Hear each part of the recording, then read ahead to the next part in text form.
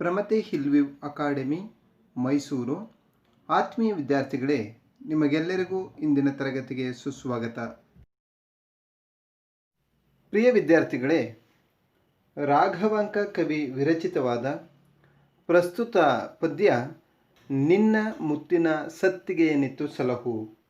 ಇದನ್ನು ಶ್ರೀ ಟಿ.ಎಸ್. ವೆಂಕಣ್ಣಯ್ಯನವರು ಸಂಪಾದಿಸಿರುವ ಹರಿಶ್ಚಂದ್ರ ಕಾವ್ಯಸಂಗ್ರಹ ಗ್ರಂಥದ ವಿಶ್ವಾಮಿತ್ರಾಶ್ರಮ ಪ್ರವೇಶ ಭಾಗದಿಂದ ಆರಿಸಿಕೊಳ್ಳಲಾಗಿದೆ. ಪ್ರಸ್ತುತ ನಾವು ಕವಿ ರಾಘವಾಂಕನ ಬಗ್ಗೆ ತಿಳಿಯೋಣ. ರಾಘವಾಂಕ ನಡುಗನ್ನಡದ ಅಗ್ರಮಾನ್ಯ ಕವಿಗಳಲ್ಲಿ ಒಬ್ಬ. ಇವನ ಕಾಲ ಕ್ರಿಸ್ತ ಶಕ ಸುಮಾರು 1225. ಇವನು ಹಂಪಿ ಕ್ಷೇತ್ರದವನು. ಪಂಪಾಪತಿ ವಿರೂಪಾಕ್ಷನ ಪರಮ ಭಕ್ತ. ರಗಳೆ ಕವಿ ಎಂದೆನಿಸಿದ ಹರಿಹರನ ಸೋದರಳಿಯ ಮತ್ತು ಶಿಷ್ಯ. ವಿರೂಪಾಕ್ಷನ ಪರಮ ಭಕ್ತ. ಹರಿಶ್ಚಂದ್ರ ಕಾವ್ಯ, ಸಿದ್ಧರಾಮ ಚಾರಿತ್ರ, ವೀರೇಶ್ವರ ಚರಿತೆ, ಸೋಮನಾಥ ಚರಿತೆ, ಶರಭಾ ಚಾರಿತ್ರ, ಹರಿಹರ ಮಹತ್ವ ಮುಂತಾದ ಕಾವ್ಯಗಳನ್ನು ಷಟ್ಪದಿ ಛಂದಸ್ಸುಗಳಲ್ಲಿ ರಚಿಸಿದ್ದಾನೆ. ಉಭಯ ಕವಿ ಕಮಲರವಿ, ಕವಿ ಶರಭ ಭೇರುಂಡ, ಷಟ್ಪದಿ ಬ್ರಹ್ಮ ಅಭಿಧಾನಗಳನ್ನು ಹೊಂದಿದ್ದು ಷಟ್ಪದಿ ಕಾವ್ಯದ ನಿರ್ಮಾಪಕನೆಂಬ ಅಗ್ಗಳಿಕೆಗೆ ಪಾತ್ರನಾದ ಕವಿ ರಾಘವಾಂಕ. ಹರಿಹರನ ವಿಷಯದಲ್ಲಿ ರಗಳೆ ಕವಿಯ ಕಥೆ ಇದ್ದ ಹಾಗೆಯೇ ರಾಘವಾಂಕನ ಬಗ್ಗೆಯೂ ಕೂಡ ಒಂದು ಕಥೆ ಇದೆ. ಈ ರಾಘವಾಂಕ ಹರಿಶ್ಚಂದ್ರ ಕಾವ್ಯವನ್ನು ಮೊದಲು ಬರೆದು ನರಸ್ತುತಿಯನ್ನು ಮಾಡಿದ ಅನ್ನುವ ವಿಚಾರವಾಗಿ ಹರಿಹರ ಕೋಪವನ್ನು ಮಾಡಿಕೊಂಡು ರಾಘವಾಂಕನ ಕೆನ್ನೆಗೆ ಬಾರಿಸ್ತಾನಂತೆ. ಆಗ ರಾಘವಾಂಕನ 5 ಹಲ್ಲುಗಳು ಉದುರೋಗ್ತವೆ. ನಂತರ ರಾಘವಾಂಕ 5 ಶೈವ ಕೃತಿಗಳನ್ನು ಬರೆದು ಹರಿಹರನಿಗೆ ಕೊಟ್ಟ ಮೇಲೆ ಮರಳಿ ಆ 5 ಹಲ್ಲುಗಳು ಇವನಿಗೆ ಬರ್ತವಂತೆ. ಈ ಬಗೆಯ ಒಂದು ದಂತಕತೆ ರಾಘವಾಂಕನ ಬಗ್ಗೆ ಇದೆ. ಪ್ರಿಯ ವಿದ್ಯಾರ್ಥಿಗಳೇ, ನಾವು ಕಾವ್ಯಗಳನ್ನು ಯಾಕೆ ಅಧ್ಯಯನ ಮಾಡಬೇಕು? ಈ ಪ್ರಶ್ನೆ ನಮ್ಮೆಲ್ಲರನ್ನು ಕೂಡ ಕಾಡುತ್ತೆ. ನಾವು ಉತ್ತಮವಾದ ಕಾವ್ಯಗಳನ್ನು ಅಧ್ಯಯನ ಮಾಡೋದರಿಂದ ನಮ್ಮ ಜ್ಞಾನ ಹೆಚ್ಚಾಗುತ್ತೆ. ಜೊತೆಗೆ ಮಾನಸಿಕ ನೆಮ್ಮದಿ, ಸುಖ, ಶಾಂತಿ ಇದೆಲ್ಲವೂ ಕೂಡ ನಮಗೆ ಲಭಿಸುತ್ತೆ. ಅದರಿಂದ ಮಹೋನ್ನತ ಸಂಸ್ಕೃತಿಯ ಪರಿಚಯವಾಗಿ ಮನಸ್ಸು ಸಂಸ್ಕಾರಗೊಳ್ಳುತ್ತೆ. ಅದರ ಜೊತೆಗೇ ಗೌರವಯುತವಾದ ಬದುಕನ್ನು ನಡೆಸಲು ನಮ್ಮಿಂದ ಸಾಧ್ಯವಾಗುತ್ತೆ. ನೋಡಿ ಮಕ್ಕಳೇ, ಪುರಾಣ ಇತಿಹಾಸಗಳಲ್ಲಿ ನಾವು ತ್ಯಾಗ ಬಲಿದಾನವನ್ನು ಮಾಡಿದವರ ನೂರಾರು ಕಥೆಗಳನ್ನು ಕೇಳ್ತೇವೆ. ಕನ್ನಡ ಸಾಹಿತ್ಯದಲ್ಲೂ ಇಂತಹ ಕಥೆಗಳು ಹೇರಳವಾಗಿವೆ. ಸತ್ಯವೇ ನಮ್ಮ ತಾಯಿ ತಂದೆ, ಸತ್ಯವೇ ನಮ್ಮ ಬಂಧು ಬಳಗ ಎಂದು ಹೇಳಿ ಅದರಂತೆ ನಡೆದ ಪುಣ್ಯಕೋಟೆಯ ಕಥೆ ನಮ್ಮೆಲ್ಲರ ಮನಸ್ಸಿನಲ್ಲಿ ಇನ್ನೂ ಕೂಡ ಅಚ್ಚಳಿಯದೆ ಉಳಿದಿದೆ. ನಡುಗನ್ನಡ ಕಾಲದ ಕವಿ ರಾಘವಾಂಕ ಸತ್ಯ ಪಾಲನೆಗಾಗಿ ಸಮಸ್ತವನ್ನೂ ತ್ಯಜಿಸಿದಂತಹ ಹರಿಶ್ಚಂದ್ರನ ಭವ್ಯ ಕಥೆಯನ್ನು ಆಧರಿಸಿ ರೋಚಕವಾದಂತಹ ಒಂದು ಕಾವ್ಯವನ್ನು ರಚಿಸಿ ಅವನು ಧನ್ಯನಾಗಿದ್ದಾನೆ. ಕಾವ್ಯವನ್ನು ಓದುವಂತಹ ನಾವೂ ಕೂಡ ಧನ್ಯ ಆಗುವಂತೆ ಮಾಡಿದ್ದಾನೆ. ಈಗ ನಾವು ಈ ಪದ್ಯದ ಆಶಯದ ಬಗ್ಗೆ ನಾವು ಮೊದಲು ತಿಳಿಯೋಣ. ಹರಿಶ್ಚಂದ್ರ ಕಾವ್ಯದಲ್ಲಿ ಸತ್ಯ ಪರಿಪಾಲನೆಯ ಪರಾಕಾಷ್ಠೆಯನ್ನು ನಾವು ಕಾಣ್ತೇವೆ. ಹರನೆಂಬುದೇ ಸತ್ಯ, ಸತ್ಯವೆಂಬುದೇ ಹರನು ಎಂದು ಸಾಧಿಸಿ ತೋರಿದಂತಹ ಮಹಾ ಸತ್ಯ ಸಂಧ ಹರಿಶ್ಚಂದ್ರನಿಗೆ ಅವನ ರಾಣಿ ಚಂದ್ರಮತಿಯೇ ನೈತಿಕ ಸ್ಫೂರ್ತಿಯಾಗಿದ್ದಳು. ಬೇಟೆಗೆಂದು ತನ್ನ ಪರಿವಾರದೊಂದಿಗೆ ಅರಣ್ಯಕ್ಕೆ ತೆರಳಿದ ಹರಿಶ್ಚಂದ್ರನು ಅರಿಯದೆ ವಿಶ್ವಾಮಿತ್ರನ ಆಶ್ರಮ ಪ್ರದೇಶವನ್ನು ತುಳಿತಾನೆ. ಆಗ ಅವನಿಗೆ ಗುರುವಿನ ಆಜ್ಞೆ ಮೀರಿ ಬಂದುದರ ಅರಿವಾಗುತ್ತೆ. ಅದೇ ಸಮಯಕ್ಕೆ ವಿಶ್ವಾಮಿತ್ರನು ತನ್ನ ತಪೋಬಲದಿಂದ ಗಾನ ರಾಣಿಯರನ್ನು ಸೃಷ್ಟಿಸಿ ಹರಿಶ್ಚಂದ್ರನನ್ನು ಪರೀಕ್ಷಿಸಲು ಕಳಿಸ್ತಾನೆ. ಬೇಟೆಯಾಡಿ ಆಯಾಸಗೊಂಡಿದ್ದ ಹರಿಶ್ಚಂದ್ರನನ್ನು ಅವರು ತಮ್ಮ ಹಾಡು ನೃತ್ಯಗಳಿಂದ ಸಂತೋಷಪಡಿಸ್ತಾರೆ. ಅವರ ಹಾಡು ಮತ್ತು ನೃತ್ಯವನ್ನು ಮೆಚ್ಚಿದ ಹರಿಶ್ಚಂದ್ರನು ತನ್ನ ಕೊರಳಿನಲ್ಲಿದ್ದ ಮುತ್ತಿನ ಹಾರವನ್ನು ಬಹುಮಾನವನ್ನಾಗಿ ಕೊಡಲು ಹೋಗ್ತಾನೆ. ಆದರೆ ಆ ಕನ್ಯೆಯರು ಅದನ್ನು ತಿರಸ್ಕರಿಸ್ತಾರೆ. ನಿನ್ನ ಮುತ್ತಿನ ಸತ್ತಿಗೆಯನ್ನು ಕೊಟ್ಟು ಸಲಹು ಎಂದು ಹರಿಶ್ಚಂದ್ರನನ್ನು ಕೇಳ್ತಾರೆ. ಆಗ ಹರಿಶ್ಚಂದ್ರ ಮತ್ತು ಕನ್ಯೆಯರ ನಡುವೆ ನಡೆಯುವ ಸಂವಾದವು ಕವಿ ರಾಘವಾಂಕನ ಕೈಯಲ್ಲಿ ಮನೋಜ್ಞವಾಗಿ ಮೂಡಿದೆ. ಜೀವನದಲ್ಲಿ ಸತ್ಯ ಹಾಗೂ ನಿಯಮ ಪರಿಪಾಲನೆ ಮೌಲ್ಯವನ್ನು ಅಳವಡಿಸಿಕೊಳ್ಳಬೇಕೆಂಬುದೇ ಈ ಪದ್ಯಪಾಠದ ಆಶಯವಾಗಿದೆ.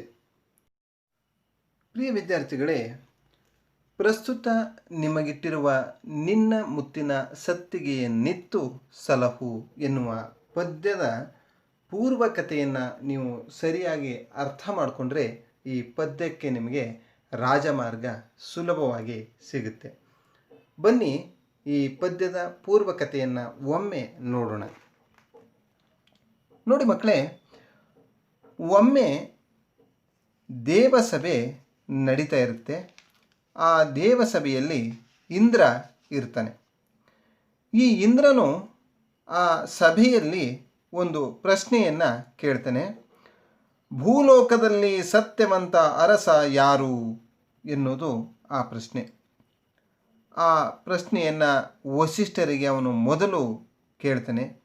ಆಗ ವಸಿಷ್ಠ ಮಹರ್ಷಿಗಳು ಹೇಳ್ತಾರೆ, ಇಂದ್ರದೇವ, ಅಯೋಧ್ಯೆಯನ್ನಾಳುತ್ತಿರುವ ಹರಿಶ್ಚಂದ್ರನೇ ಸತ್ಯ ನಿಷ್ಠೆಯನ್ನು ಹೊಂದಿರುವಂತಹ ರಾಜ ಅಂತ ಹೇಳಿ ಅವನ ಸತ್ಯ ನಿಷ್ಠೆಯನ್ನು ವಿವರಿಸ್ತಾನೆ.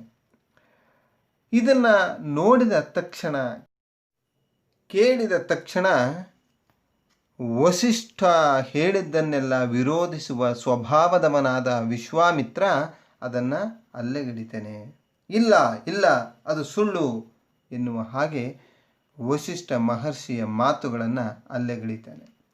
ಅಷ್ಟಕ್ಕೆ ತನ್ನ ಮಾತನ್ನು ನಿಲ್ಲಿಸದೆ ಅವನು ಹೇಳ್ತಾನೆ, ಹರಿಶ್ಚಂದ್ರನ ಬಾಯಿಂದ ಸುಳ್ಳನ್ನು ನಾನು ಹೇಳಿಸಿಯೇ ಸಿದ್ಧ ಅಂತ ಅವನು ಸವಾಲನ್ನು, ಪಂಥವನ್ನು ಒಡ್ತಾನೆ. ಇದಾದ ಮೇಲೆ ಹರಿಶ್ಚಂದ್ರನು ಲೋಕ ಕಲ್ಯಾಣಕ್ಕಾಗಿ ತನ್ನ ಅರಮನೆಯಲ್ಲಿ ಬಹು ಸುವರ್ಣ ಯಾಗವನ್ನು ಮಾಡಿಸ್ತಾ ಇರ್ತಾನೆ. ಅಲ್ಲಿಗೆ ವಿಶ್ವಾಮಿತ್ರನು ವೇಷ ಮರೆಸಿಕೊಂಡು ಬಂದು ಬಹು ದೊಡ್ಡ ದಾನವನ್ನು ಕೇಳಿ ಕೊಡಲಾಗದಂತಹ ಸ್ಥಿತಿಗೆ ಹರಿಶ್ಚಂದ್ರನನ್ನು ತಂದೊಡ್ಡಿ ಅವನ ಸತ್ಯವ್ರತಕ್ಕೆ ಭಂಗ ತರಬೇಕು ಎಂದು ಯೋಚನೆ ಮಾಡ್ತಾನೆ. ಆದರೆ ಹರಿಶ್ಚಂದ್ರ ಆತ ಕೇಳಿದಷ್ಟೆಲ್ಲವನ್ನು ಕೂಡ ಭಯ ಭಕ್ತಿಯಿಂದ ನೀಡಿ ಸೈ ಅಂತ ಅನಿಸ್ಕೊಳ್ತಾನೆ. ಹೀಗೆ ಮೊದಲ ಪ್ರಯತ್ನದಲ್ಲಿ ಎಡವಿದ ವಿಶ್ವಾಮಿತ್ರ ಹೇಗಾದರೂ ಮಾಡಿ ಆತನನ್ನು ಸೋಲಿಸಲೇಬೇಕು, ಮಣಿಸಲೇಬೇಕು ಅಂತ ನಿರ್ಧಾರವನ್ನು ಮಾಡಿ ಇನ್ನೊಂದು ತಂತ್ರವನ್ನು ಹೂಡ್ತಾನೆ. ಬೇಟೆಯ ನೆಪದಲ್ಲಿ ಹರಿಶ್ಚಂದ್ರನನ್ನು ಕಾಡಿನಲ್ಲಿ ಅಲೆದಾಡಿಸಿ ಅವನನ್ನು ಕಾಡಬೇಕು ಅಂತ ಯೋಚನೆಯನ್ನು ಮಾಡ್ತಾನೆ. ವಿವಿಧ ಮೃಗ ಪಕ್ಷಿಗಳನ್ನು ಸೃಷ್ಟಿಸಿ ನಾಡಿನ ಬೆಳೆಗಳನ್ನು ಕೆಡಿಸುವಂತೆ ಮಾಡಿದರೆ ರೈತಾಪಿ ಜನರು ರಾಜನಿಗೆ ಮೊರೆ ಇಡುತ್ತಾರೆ. ಆಗ ಹರಿಶ್ಚಂದ್ರ ಬೇಟೆಗೆಂದು ಕಾಡಿಗೆ ಬಂದೇ ಬರ್ತಾನೆ ಅಂತ ಇವನು ನಿಶ್ಚಯಿಸ್ತಾನೆ. ಆ ಹಿನ್ನೆಲೆಯಲ್ಲಿ ವಿಶ್ವಾಮಿತ್ರ ಕಾರ್ಯಪ್ರವೃತ್ತನಾಗ್ತಾನೆ. ಆಗ ವಿಶ್ವಾಮಿತ್ರ ತನ್ನ ತಪಸ್ಸಿನ ಪ್ರಭಾವದಿಂದ ಕಣ್ಣು ಮುಚ್ಚಿ ತೆರೆಯುವುದರ ಒಳಗೆ ನಾನಾ ವಿಧವಾದ ಪ್ರಾಣಿ ಪಕ್ಷಿಗಳು ಹುಟ್ಟುಕೊಂಡು ನಾಡಿನ ಕೃಷಿ ಭೂಮಿಗೆ ಲಗ್ಗೆ ಇಡ್ತವೆ. ಇದರಿಂದ ಎಲ್ಲೆಲ್ಲೂ ಹಾಹಾಕಾರ ಏಳುತ್ತೆ. ರೈತರೆಲ್ಲರೂ ಅರಮನೆಗೆ ಬಂದು ತಮ್ಮ ದೊರೆಯ ಮುಂದೆ ಗೋಳಿಡ್ತಾರೆ. ನಾಡಿನ ಅನ್ನದಾತರ ಮೊರೆಯನ್ನು ತಾಳ್ಮೆಯಿಂದ ಆಲಿಸಿದ ಹರಿಶ್ಚಂದ್ರನು ತನ್ನ ಹೆಂಡತಿ, ಮಗ ಹಾಗೂ ಪರಿವಾರದೊಂದಿಗೆ ಬೇಟೆಗೆ ಹೊರಡಲು ನಿರ್ಧಾರ ಮಾಡ್ತಾನೆ. ಕಾಡು ದಾರಿಯಲ್ಲಿ ಸಿಗುವ ವಸಿಷ್ಠಾಶ್ರಮಕ್ಕೆ ಭೇಟಿ ನೀಡಿ ಗುರುಗಳ ಆಶೀರ್ವಾದ ಪಡಿತಾನೆ. ಅವರಿಂದ ಅಯ್ಯ, ನಿನ್ನ ಕುಲಾಚಾರಕ್ಕೆ ಧಕ್ಕೆಯಾಗದಂತೆ ನಡೆದುಕೋ, ಸತ್ಯ ನಿಷ್ಠೆಯನ್ನು ಉಳಿಸಿಕೋ, ಮುಂದೆ ದಾರಿಯಲ್ಲಿ ಸಿಗುವ ವಿಶ್ವಾಮಿತ್ರನ ಆಶ್ರಮ ಪ್ರದೇಶಕ್ಕೆ ತಪ್ಪಿಯೂ ಕಾಲಿರಿಸಬೇಡ ಎಂಬ ಎಚ್ಚರಿಕೆಯ ಸೂಚನೆಯನ್ನು ಪಡೀತಾನೆ. ನಂತರ ಪರಿವಾರದೊಂದಿಗೆ ಬೇಟೆಗೆ ಹೊರಡ್ತಾನೆ. ಬೇಟೆಯನ್ನು ಆಡುತ್ತಾ ಅವನಿಗೆ ಅರಿವಿಲ್ಲದಂತೆ ವಿಶ್ವಾಮಿತ್ರನ ತಪೋವನವನ್ನು ಪ್ರವೇಶಿಸುತ್ತಾನೆ. ಆಗ ವಿಶ್ವಾಮಿತ್ರನು ಹರಿಶ್ಚಂದ್ರನನ್ನು ಪರೀಕ್ಷಿಸಲು ತನ್ನ ಕೋಪದಿಂದ ಗಾನ ರಾಣಿಯರನ್ನು ಸೃಷ್ಟಿಸ್ತಾನೆ. ಸರ್ವ ಬುದ್ಧಿಗಳನ್ನು ಬಳಸಿ ಅವನನ್ನು ಮರುಳು ಮಾಡುತ್ತೀರಿ ಎಂದು ಹೇಳಿ ಹರಿಶ್ಚಂದ್ರನ ಬಳಿಗೆ ಕಳಿಸ್ತಾನೆ. ಅಲ್ಲಿಂದ ಮುಂದೆ ಏನಾಗುತ್ತೆ? ಹರಿಶ್ಚಂದ್ರ ಮಹಾರಾಜ ಹಾಗೂ ಗಾನ ರಾಣಿಯರ ನಡುವೆ ಹೇಗೆ ಸಂಭಾಷಣೆ ನಡೆಯುತ್ತೆ ಅನ್ನುವಂತಹ ವಿಚಾರವನ್ನು ಪ್ರಸ್ತುತ ಪದ್ಯ ನಿನ್ನ ಮುತ್ತಿನ ಸತ್ತಿಗೆ ಏನಿತ್ತು ಸಲಹು ಅನ್ನುವಂತಹದ್ರಲ್ಲಿ ನಾವು ತಿಳ್ಕೊತಾ ಹೋಗ್ತೇವೆ. ಮಕ್ಕಳೇ, ಈ ಪದ್ಯದ ಶೀರ್ಷಿಕೆ ಬಂದು ನಿನ್ನ ಮುತ್ತಿನ ಸತ್ತಿಗೆ ನಿತ್ತು ಸಲಹು ಅಂತ. ಅಂದರೆ ಅರ್ಥ, ಈ ಮಾತನ್ನು ಗಾನರಾಣಿಯರು ಹರಿಶ್ಚಂದ್ರನಿಗೆ ಹೇಳ್ತಾರೆ. ಹರಿಶ್ಚಂದ್ರನ ಆಯಾಸವನ್ನು ತಮ್ಮ ಗಾನ ಹಾಗೂ ನೃತ್ಯದ ಮೂಲಕ ಪರಿಹಾರ ಮಾಡಿದಂತಹ ಈ ಗಾನರಾಣಿಯರಿಗೆ ಹರಿಶ್ಚಂದ್ರ ತನ್ನ ಕೊರಳಿನಲ್ಲಿರುವಂತಹ ಆಭರಣಗಳನ್ನು ಕೊಟ್ಟು ಅವರಿಗೆ ಗೌರವಿಸ್ತಾನೆ. ಆ ಸಂದರ್ಭದಲ್ಲಿ ಆ ಗಾನ ರಾಣಿಯರು ಹೇಳುವಂಥದ್ದು, ನಮಗೆ ಈ ಸುಡು ಸುಡು ಬಿಸಿಲಿನಲ್ಲಿ, ಈ ಸೆಕೆಯಲ್ಲಿ ಉರಿ ಹತ್ತಿದೆ, ನಮ್ಮ ಬಾಯಿ ಬತ್ತಿ ಹೋಗ್ತಾ ಇದೆ, ಈ ಬಿಸಿಲಿನ ಝಳದಿಂದ ನಮಗೆ ಸಾವು ಆವರಿಸುವ ರೀತಿಯಲ್ಲಿ ಆಗ್ತಾ ಇದೆ. ಇಂತಹ ಸಮಯದಲ್ಲಿ ನೀನು ಆಭರಣಗಳನ್ನು ಕೊಡುವುದರ ಬದಲು ನಿನ್ನ ಮುತ್ತಿನ ಸತ್ತಿಗೆಯನ್ನು ಕೊಟ್ಟು ನಮ್ಮನ್ನು ಕಾಪಾಡು. ನಿನ್ನ ಮುತ್ತಿನಿಂದ ಮಾಡಿರುವ ಸತ್ತಿಗೆ ಅಂತಂದರೆ ಛತ್ರಿ. ಹಾಗಾಗಿ ನಿನ್ನ ಮುತ್ತಿನ ಸತ್ತಿಗೆಯನ್ನು ನೀಡಿ ನಮ್ಮನ್ನು ಕಾಪಾಡು ಅಂತ ಹೇಳ್ತಾರೆ. ಇದೇ ಈ ಪದ್ಯದ ಶೀರ್ಷಿಕೆಯ ಅರ್ಥ. ಅಂದರೆ ನಿನ್ನ ಮುತ್ತಿನ ಸತ್ತಿಗೆಯನ್ನು, ಛತ್ರಿಯನ್ನು ನೀಡಿ ನಮ್ಮನ್ನು ಕಾಪಾಡು ಅನ್ನುವ ಮಾತನ್ನು ಗಾನ ರಾಣಿಯರು ಹರಿಶ್ಚಂದ್ರನಿಗೆ ಹೇಳ್ತಾರೆ. ಬನ್ನಿ ಮಕ್ಕಳೇ, ಈಗ ಈ ಪದ್ಯವನ್ನು ನಾವು ವಾಚನ ಮಾಡೋಣ, ನಂತರ ಬಿಡಿಸೋಣ, ಅದಕ್ಕೆ ಹೊಸಗನ್ನಡ ಅರ್ಥವನ್ನು ಹೇಳೋಣ. ತದನಂತರ ಒಟ್ಟು ಸಾರಾಂಶವನ್ನು ತಿಳಿಯುವುದರ ಮೂಲಕ ಈ ಪದ್ಯದ ಸೊಗಸನ್ನು ನೀವು ಆನಂದಿಸಬಹುದು. ಬನ್ನಿ ಮಕ್ಕಳೇ, ಮೊದಲ ಪದ್ಯದಲ್ಲಿ ಹರಿಶ್ಚಂದ್ರನ ಮುಂದೆ ನಿಂತಿರುವಂತಹ ಗಾನರಾಣಿಯರು ಹೇಗೆ ಕಾಣಿಸ್ತಾ ಇದ್ರು ಅನ್ನುವಂಥದ್ದನ್ನು ಕವಿ ರಾಘವಾಂಕ ಹೇಗೆ ವರ್ಣಿಸಿದ್ದಾನೆ ಅನ್ನುವಂಥದ್ದನ್ನು ನೋಡೋಣ. ಬನ್ನಿ. ಸಂದ ಕಾರಿರುಳು ಕನ್ಯೆಯರು ಹಗಲಂ ನೋಡಲೆಂದು ಬಂದರು, ಸುರಾಸುರರ ಅಬುದಿಯಂ ಮತಿಸುವೊಂದು ಹೊಸ ವಿಷದ ಹೊಗೆ ಹೊಯ್ದು ಕಗ್ಗನೆ ಕಂದಿ ಜಲದೇವಿಯರು ಮನದಲ್ಲಿ ನೊಂದು ಮಾನಿಸರಾದರು.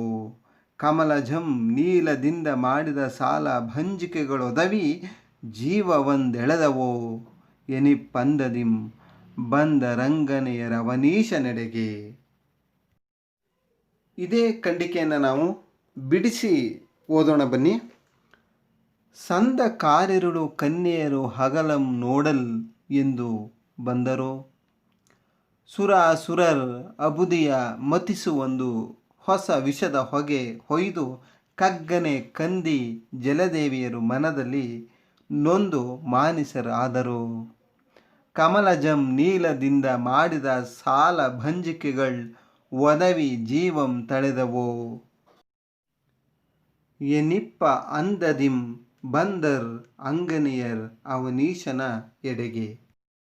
ನೋಡಿದ್ರಲ್ಲ ಮಕ್ಕಳೇ, ಈ ಪದ್ಯವನ್ನು ಮೊದಲು ಕೂಡಿಸಿ ಓದಿದೆ, ನಂತರ ಅದನ್ನು ಬಿಡಿಸಿ ನಾನು ವಾಚನವನ್ನು ಮಾಡಿದೆ. ಈಗ ಈ ಪದ್ಯದ ಸೊಗಸನ್ನು ನೋಡೋಣ. ಬನ್ನಿ ಪದ್ಯವನ್ನು ನೋಡೋಣ. ಸಂದ ಕಾರಿರುಳು, ಸಂದ ಅಂದರೆ ಬಂದ, ಸಂದ ಅಂದರೆ ಬಂದ, ಕಾರಿರುಳು ಕತ್ತಲೆಯ ರಾತ್ರಿ. ಕನ್ಯೆಯರು, ಕನ್ಯೆಯರು ಅಂದರೆ ಕುಮಾರಿಯರು, ಹಗಲಂ ಹಗಲನ್ನು ನೋಡಲೆಂದು ಬಂದರು. ಅಂದರೆ ಸಂದ ಕಾರಿರುಳು ಅಂದರೆ ಬಂದಿರುವಂತಹ ಕತ್ತಲೆಯ ರಾತ್ರಿಯಲ್ಲಿ ಈ ಕನ್ಯೆಯರು ಕುಮಾರಿಯರು ಹಗಲಂ ಹಗಲನ್ನು ನೋಡಲೆಂದು ಬಂದರು.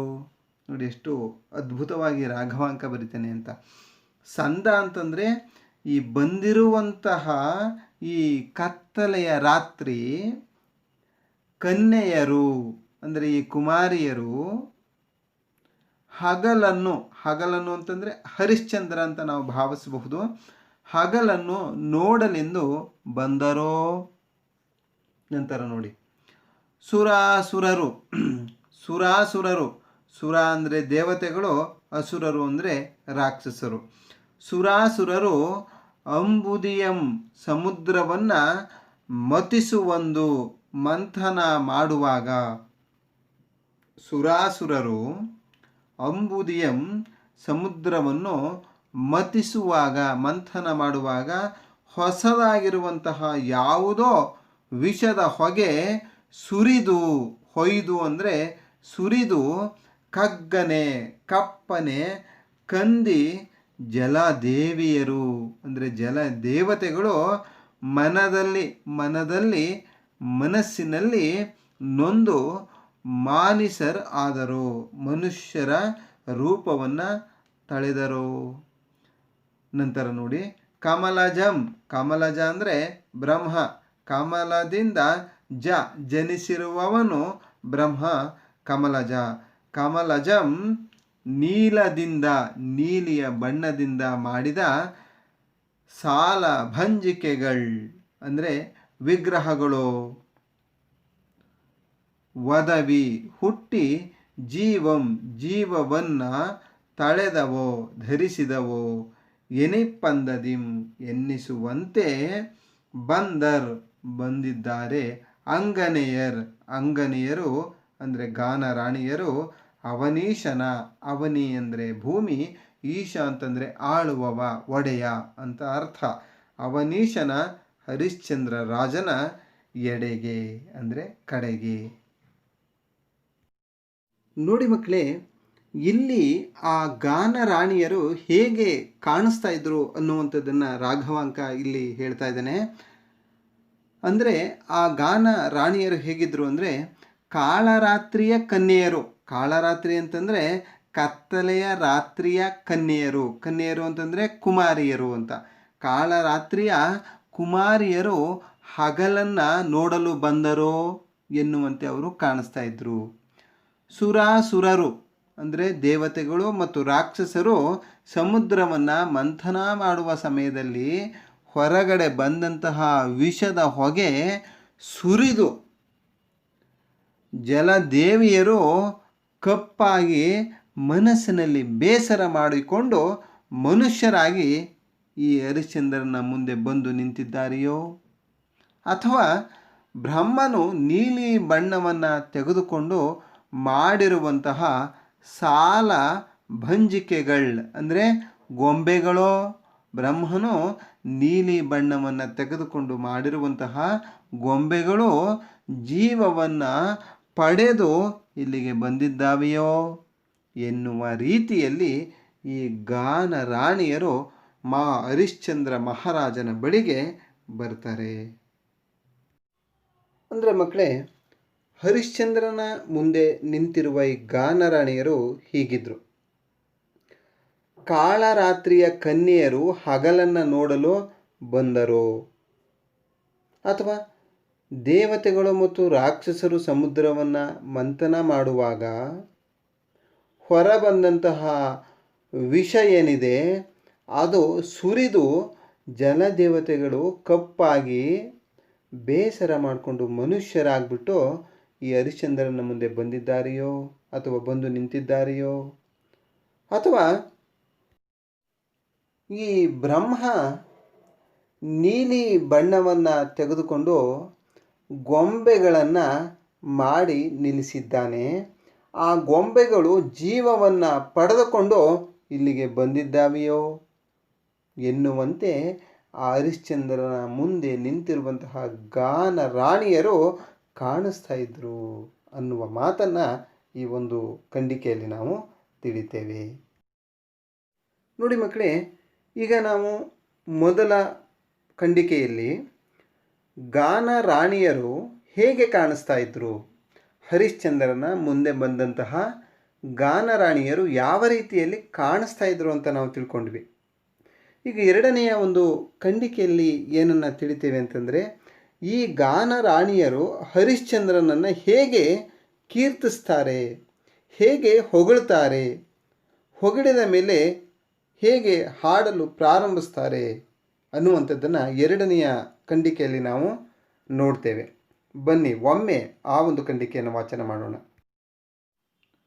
ಮಾಯದಬಲೆಯರು ಕಾಣುತ್ತಾ ಮಝಾ ಭಾಪು ಅದಟರಾಯ ಮಝರೆ ರಾಯ ರಾಯ ದಳ ಉಳಕಾರ ರಾಯ ಕಂಟಕ ರಾಯ ಜಗಜ್ಜೆಟ್ಟಿ ರಾಯ ದಲ್ಲಣ ರಾಯ ಕೋಳಾಹಳ ರಾಯ ಭುಜ ಬಲ ಭೀಮ ರಾಯ ಮರ್ಧನ ರಾಯ ಜೀಯ ಸ್ಥಿರಂಜೀವಿ ಎಂದು ಕೀರ್ತಿಸಿ ಗಾಣ ನಾಯಕಿಯರೊಲಿದು ದಂಡಿಗೆ ವಿಡಿದು ಪೊಡಮಟ್ಟು ಹಾಡಲು ಉದ್ಯೋಗಿಸಿದರು. ನೋಡಿ ಮಕ್ಕಳೇ, ಈ ಪದ್ಯವನ್ನು ಬಹಳ ಸರಳವಾಗಿ ಬಿಡಿಸುವ ಪ್ರಯತ್ನ ಮಾಡೋಣ ಬನ್ನಿ. ಮಾಯದ ಅಬಲೆಯರು ಕಾಣುತ್ತಾ ಮಝಾ ಭಾಪು ಅದಟರಾಯ ಮಜರೆ ರಾಯ ರಾಯ ದಳ ಉಳಕಾರ ರಾಯ ಕಂಟಕ ರಾಯ ಜಗಜ್ಜೆಟ್ಟಿ ರಾಯ ದಳ್ಳಣ ರಾಯ ಕೋಳಾಹಳ ರಾಯ ಭುಜಬಲ ಭೀಮ ರಾಯ ಮರ್ಧನ ರಾಯ ಜೀಯ ಚಿರಂಜೀವ ಎಂದು ಕೀರ್ತಿಸಿ ಗಾನ ನಾಯಕಿಯರು ಒಲಿದು ದಂಡಿಗೆ ಬಿಡಿದು ಪೊಡಮಟ್ಟು ಹಾಡಲು ಉದ್ಯೋಗಿಸಿದರು. ನೋಡಿ ಮಕ್ಕಳೇ, ಈ ಒಂದು ಖಂಡಿಕೆಯಲ್ಲಿ ಗಾನರಾಣಿಯರು ಹರಿಶ್ಚಂದ್ರನನ್ನು ಹೇಗೆ ಹೊಗಳ್ತಾರೆ ಅನ್ನುವಂಥದ್ದೇ ಮುಖ್ಯವಾಗಿದೆ. ಇಲ್ಲಿ ಹೊಗಳಿಕೆಯ ಪದಗಳು ಸಾಕಷ್ಟಿವೆ. ನೀವು ಈ ಪದ್ಯದ ಸಾರವನ್ನು ತಿಳಿದಾಗ ನಿಮಗೆ ಬಹಳ ಸುಲಭವಾಗಿ ಅರ್ಥ ಆಗುತ್ತೆ. ಬನ್ನಿ. ಹರಿಶ್ಚಂದ್ರ ರಾಜನ ಮುಂಭಾಗದಲ್ಲಿ ನಿಂತಿರುವಂತಹ ಮಾಯದ ಅಬಲೆಯರು ಅಂದರೆ ಹೆಣ್ಣು ಮಕ್ಕಳು, ವಿಶ್ವಾಮಿತ್ರನ ಮಾಯಾಶಕ್ತಿಯಿಂದ ಸೃಷ್ಟಿಯಾಗಿರುವಂತಹ ಈ ಮಾಯದ ಅಬಲೆಯರು, ಈ ಹೆಣ್ಣು ಮಕ್ಕಳು ಹರಿಶ್ಚಂದ್ರ ಮಹಾರಾಜನನ್ನು ಕಾಣುತ್ತಾ ಮಝಾ ಅಂದರೆ ಮಝಾ ಅನ್ನೋದೊಂದು ಹೊಗಳಿಕೆಯ ಒಂದು ಪದ, ಭೇಷ್ ಅಂತ ನಾವು ಹೇಳ್ತೀವಲ್ಲ ಆ ರೀತಿಯಲ್ಲಿ ಮಝಾ ಭಾಪು ಅಂತ ಹೇಳ್ತಾರೆ. ಅಂದರೆ ಮಝಾ ಭಾಪು ಅಂದರೆ ತುಂಬ ಒಳ್ಳೆಯ, ಶ್ರೇಷ್ಠ ಅನ್ನುವ ಅರ್ಥ. ಹಾಗಾಗಿ ಈ ಹರಿಶ್ಚಂದ್ರನ ಮುಂದೆ ನಿಂತಿರುವಂತಹ ಮಾಯದ ಅಬಲೆಯರು ಹರಿಶ್ಚಂದ್ರನನ್ನು ಕಂಡ ಕ್ಷಣವೇ ಮಝಾ ಭಾಪು ಅಂತ ಆತನನ್ನು ಹೊಗಳ್ತಾರೆ. ಆಮೇಲೆ ಮುಂದುವರೆದು ಈ ರೀತಿ ಹೇಳ್ತಾರೆ, ಅದಟ ರಾಯ, ಅದಟ ಅಂದರೆ ಪರಾಕ್ರಮಿ, ರಾಯ ಅಂದರೆ ರಾಜ, ಅದಟ ರಾಯ ಪರಾಕ್ರಮಿ ರಾಜ, ಮಜರೆ ರಾಯ ಒಳ್ಳೆಯ ರಾಜ, ರಾಯ ದಳ ಉಳಕಾರ ಶತ್ರು ರಾಜರನ್ನು ಸೂರೆ ಮಾಡುವವನು, ರಾಯ ಕಂಟಕ ಶತ್ರು ರಾಜರಿಗೆ ಕಂಟಕಪ್ರಾಯನಾದವನು, ರಾಯ ಜಗಜ್ಜೆಟ್ಟಿ ರಾಜರಲ್ಲಿ ಜಗಜೆಟ್ಟಿಯಾದವನು, ರಾಯ ದಲ್ಲಣ ಶತ್ರು ರಾಜರನ್ನು ತಲ್ಲಣಗೊಳಿಸುವವನು, ರಾಯ ಕೋಳಾಹಳ ಶತ್ರು ರಾಜರಲ್ಲಿ ಕೋಲಾಹಲವನ್ನು ಉಂಟು ಮಾಡುವವನು, ರಾಯ ಭುಜಬಲ ಭೀಮ ಭುಜಬಲದಲ್ಲಿ ಭೀಮನಂತಿರುವವನು, ರಾಯ ಮರ್ಧನ ಶತ್ರು ರಾಜನನ್ನು ಮರ್ದಿಸುವವನು, ರಾಯ ಜೀಯ ರಾಜ ಒಡೆಯ, ಚಿರಂಜೀವ ಚಿರಂಜೀವಿಯಾಗು ಎಂದು ಕೀರ್ತಿಸಿ ಆ ಗಾನ ನಾಯಕಿಯರು ಒಲಿದು ಇವನನ್ನು ಪ್ರೀತಿಸಿ ದಂಡಿಗೆ ತಮ್ಮ ತಂತಿ ವಾದ್ಯವನ್ನು ಹಿಡಿದು ನಮಸ್ಕರಿಸಿ ಹಾಡಲು ಪ್ರಾರಂಭ ಮಾಡ್ತಾರೆ. ಹರಿಶ್ಚಂದ್ರ ರಾಜನ ಸಮೀಪಕ್ಕೆ ಬಂದಂತಹ ಈ ಹೆಣ್ಣು ಮಕ್ಕಳು, ಈ ಮಾಯದ ಅಬಲೆಯರು ಹರಿಶ್ಚಂದ್ರನನ್ನು ನಾನಾ ವಿಧದ ಹೊಗಳಿಕೆಯ ಮೂಲಕ ಅವನನ್ನು ಖುಷಿಪಡಿಸಿ ಅವನು ಚಿರಂಜೀವಿಯಾಗಿರಲಿ ಅಂತ ಕೀರ್ತಿಸಿ ತಮ್ಮ ತಂತಿವಾದ್ಯವನ್ನು ಹಿಡಿದು ನಮಸ್ಕರಿಸಿ ಹಾಡಲು ಪ್ರಾರಂಭ ಮಾಡ್ತಾರೆ. ಅರ್ಥ ಆಯ್ತಲ್ಲ? ಅಂದರೆ ಮಾಯದ ಅಬಲೆಯರು ಮಹಾರಾಜ ಹರಿಶ್ಚಂದ್ರನನ್ನು ಕಂಡು ಮಝಾ ಭಾಪು ಅದಟರಾಯ ಮಜರೇ ರಾಯ ರಾಯ ದಳ ಉಳಕಾರ ರಾಯ ಕಂಟಕ ರಾಯ ಜಗಜ್ಜೆಟ್ಟಿ ರಾಯ ದಲ್ಲಣ ರಾಯ ಕೋಳಾಹಳ ರಾಯ ಭುಜಬಲ ಭೀಮ ರಾಯ ಮರ್ಧನ ರಾಯ ಜೀಯ ಚಿರಂಜೀವಿಯಾಗು ಎಂದು ಕೀರ್ತಿಸ್ತಾರೆ. ನಂತರ ಗಾನ ನಾಯಕಿಯರು ಪ್ರೀತಿಯಿಂದ ನಮಸ್ಕರಿಸಿ ದಂಡಿಗೆ ಹಿಡಿದು ಹಾಡಲು ಪ್ರಾರಂಭ ಮಾಡ್ತಾರೆ. ಇದು ಎರಡನೆಯ ಒಂದು ಖಂಡಿಕೆಯ ಸಾರ. ನೋಡಿದ್ರಲ್ಲ ಮಕ್ಕಳೇ, ಈ ನಿನ್ನ ಮುತ್ತಿನ ಸತ್ತಿಗೆ ಏನಿತ್ತು ಸಲಹು ಅನ್ನುವಂತಹ ಪದ್ಯದ ಎರಡು ಖಂಡಿಕೆಗಳನ್ನು ನಾವು ಅರ್ಥ ಮಾಡ್ಕೊಂಡ್ವಿ. ಮೊದಲ ಖಂಡಿಕೆಯಲ್ಲಿ ಹರಿಶ್ಚಂದ್ರನ ಎದುರಿಗೆ ಬಂದಂತಹ ಗಾನ ರಾಣಿಯರು ಹೇಗೆ ಕಾಣಿಸ್ತಾ ಇದ್ರು ಅನ್ನುವಂಥದ್ದನ್ನು ಮೊದಲ ಖಂಡಿಕೆಯಲ್ಲಿ ನಾವು ಅರ್ಥ ಮಾಡ್ಕೊಂಡ್ವಿ. ಅಂದರೆ ಕಾಳರಾತ್ರಿಯ ಕನ್ಯೆಯರು ಹಗಲನ್ನು ನೋಡೋದಕ್ಕೆ ಬಂದಿದ್ದಾರೆಯೋ? ದೇವತೆಗಳು ಮತ್ತು ರಾಕ್ಷಸರು ಸಮುದ್ರವನ್ನು ಮಂಥನ ಮಾಡಿದಾಗ ಹೊರಬಂದಂತಹ ವಿಷದ ಹೊಗೆ ಸುರಿದು ಜಲದೇವಿಯರು ಕಪ್ಪಾಗಿ ಮನಸ್ಸಿನಲ್ಲಿ ನೊಂದುಕೊಂಡು ಮನುಷ್ಯರಾಗಿ ಈ ಹರಿಶ್ಚಂದ್ರನ ಮುಂದೆ ಬಂದು ನಿಂತಿದ್ದಾರೆಯೇ? ಅಥವಾ ಬ್ರಹ್ಮನು ನೀಲಿ ಬಣ್ಣದಿಂದ ಮಾಡಿದಂತಹ ಗೊಂಬೆಗಳು ಜೀವವನ್ನು ಪಡ್ಕೊಂಡು ಈ ಹರಿಶ್ಚಂದ್ರ ರಾಜನ ಮುಂದೆ ಬಂದು ನಿಂತಿದ್ದಾವೆಯೇ ಎನ್ನುವ ಹಾಗೆ ಈ ಗಾನ ರಾಣಿಯರು ಮಹಾರಾಜ ಹರಿಶ್ಚಂದ್ರನ ಬಳಿಗೆ ಬರ್ತಾರೆ. ಬಂದ ಮೇಲೆ ಇವರು ರಾಜನನ್ನು ಕಂಡು ಈ ರೀತಿಯಲ್ಲಿ ಹೊಗಳ್ತಾರೆ. ಹೇಗೆ ಅಂತಂದರೆ ಮಝಾ ಭಾಪು ಅದಟರಾಯ ಮಜರೇ ರಾಯ ರಾಯ ದಳ ಉಳಕಾರ ರಾಯ ಕಂಟಕ ರಾಯ ಜಗಜೆಟ್ಟಿ ರಾಯ ದಲ್ಲಣ ರಾಯ ಕೋಳಾಹಳ ರಾಯ ಭುಜಬಲ ಭೀಮ ರಾಯ ಮರ್ಧನ ರಾಯ ಜೀಯ ಚಿರಂಜೀವಿಯಾಗು ಅಂತ ಕೀರ್ತಿಸಿ ನಂತರ ಗಾನ ನಾಯಕಿಯರು ಪ್ರೀತಿಯಿಂದ ನಮಸ್ಕರಿಸಿ ದಂಡಿಗೆ ಹಿಡಿದು ಹಾಡಲಿಕ್ಕೆ ಪ್ರಾರಂಭ ಮಾಡ್ತಾರೆ. ಇದಿಷ್ಟು ಪ್ರಾರಂಭದ ಎರಡು ಖಂಡಿಕೆಯ ಒಂದು ಸಾರಾಂಶ. ನಿಮಗೆಲ್ಲರಿಗೂ ಕೂಡ ಅರ್ಥ ಆಗಿದೆ ಅಂತ ಭಾವಿಸ್ತೇನೆ. ಸಾಧ್ಯವಾದರೆ ಮತ್ತೊಮ್ಮೆ ಈ ವಿಡಿಯೋನ ತಾವು ಕೇಳಿ ಈ ಒಂದು ಹರಿಶ್ಚಂದ್ರ ಕಾವ್ಯದ ಈ ಸೊಗಸಾದಂತಹ ಸನ್ನಿವೇಶದ ಒಂದು ಸವಿಯನ್ನು ಸವಿಯಿರಿ ಅಂತ ತಮಗೆಲ್ಲರಿಗೂ ಕೂಡ ಕೇಳ್ಕೊತೇನೆ. ನೋಡಿದ್ರಲ್ಲ ಮಕ್ಕಳೇ, ಇಲ್ಲಿಗೆ ನಿನ್ನ ಮುತ್ತಿನ ಸತ್ತಿಗೆ ನಿತ್ತು ಸಲಹು ಎನ್ನುವ ಪದ್ಯದ ಭಾಗ 1 ನಾವು ಈಗ ಅರ್ಥ ಮಾಡ್ಕೊಂಡ್ವಿ. ಮುಂದಿನ ತರಗತಿಯಲ್ಲಿ ಭಾಗ 2 ನೋಡೋಣ. ನಿಮಗೆಲ್ಲರಿಗೂ ಕೂಡ ಶುಭವಾಗಲಿ. ವಂದನೆಗಳು.